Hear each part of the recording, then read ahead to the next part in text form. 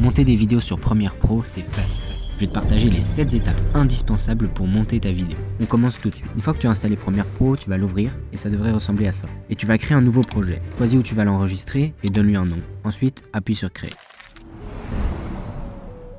Maintenant, tu vas importer ta magnifique vidéo. Pour ça, appuie sur Importer des médias ou simplement double-clique ici. Elle devrait ensuite se trouver là et tu vas la sélectionner et la glisser dans la timeline.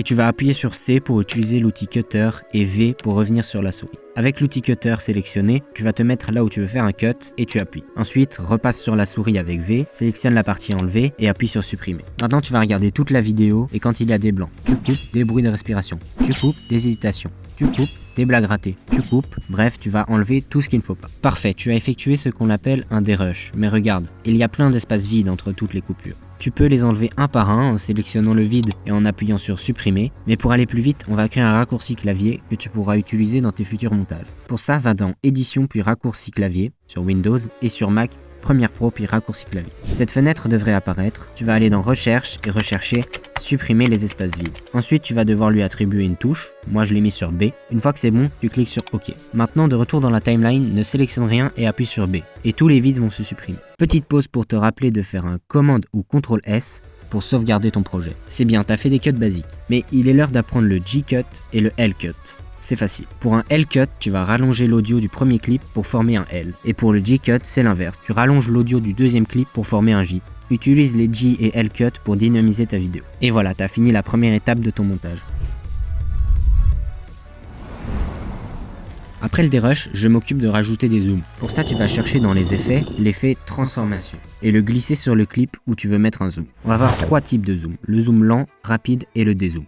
Pour le premier, qui sera un zoom très lent, tu te rends dans la fenêtre Options d'effet et tu descends jusqu'à trouver l'effet transformation que tu as ajouté juste avant. Tu te places au début du clip et dans l'effet transformation, tu vas dans Échelle et tu appuies sur le chronomètre à droite. Ensuite, tu vas à la fin du clip et tu augmentes l'échelle. Plus bas dans l'effet transformation, tu peux décocher ça et mettre la valeur ici au maximum pour avoir un flou de mouvement. Ensuite, pour rendre le zoom plus fluide, tu peux sélectionner les 2 keyframes en restant appuyé sur majuscule et puis clic gauche et progressif. Pour le zoom rapide, c'est la même chose, sauf que tu vas devoir rapprocher les keyframes et le dézoom, encore une fois, c'est pareil. Sauf qu'au lieu de commencer avec une échelle à 100, tu vas commencer avec une échelle plus grande et la deuxième keyframe, elle, sera à 100. Avant de passer à la suite, sache que si tu as besoin d'aide, il y a un serveur Discord dans la description. Tu pourras te faire aider pour le graphisme ou le montage, tu pourras aider les autres et tu pourras demander des avis sur tes créations. Le lien est dans la description.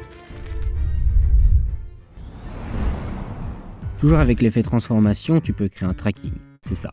Tu peux le faire sur After Effects, mais dans cette vidéo, je vais te le montrer sur Premiere Pro. Dans la preview, tu vas appuyer sur le petit plus et faire glisser Afficher les repères et Afficher les règles. Ensuite, tu appuies sur OK et tu actives les règles et les repères.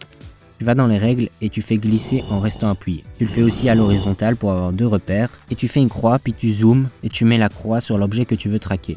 Et puis dans l'effet transformation, tu actives le chronomètre de position et image par image, tu vas ajuster la position pour que l'objet ou la personne reste toujours au centre des repères. Ensuite, une fois que tu as fini, comme pour les zooms, tu décoches ça et tu mets la valeur ici à 180 ou 360 en fonction de tes préférences. Quand tu voudras rajouter un effet comme une explosion par exemple, tu auras une vidéo avec un fond vert, bleu ou noir.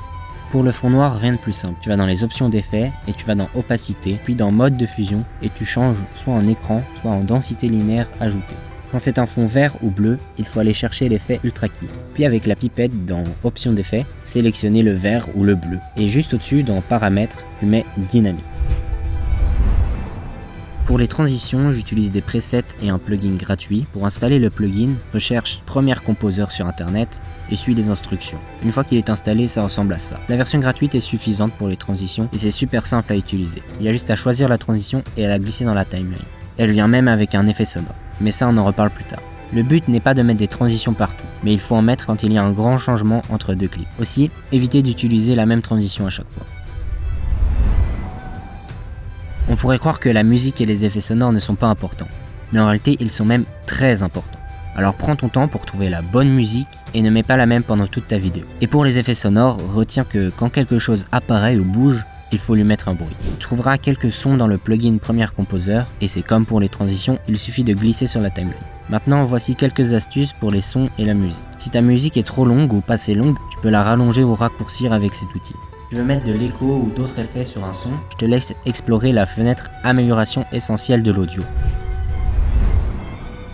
La dernière étape, c'est les sous-titres. Il y a deux manières, soit on les fait à la main, soit on utilise l'autotranscription. Pour les faire à la main, appuie sur la touche T pour sortir d'outil texte et clique sur la preview pour commencer à écrire. Tu peux ensuite aller dans la fenêtre Objet graphique essentiel pour changer la police, aligner le texte, mettre des bords, une ombre, etc. Mais si tu veux en apprendre plus sur les sous-titres, regarde cette vidéo juste là.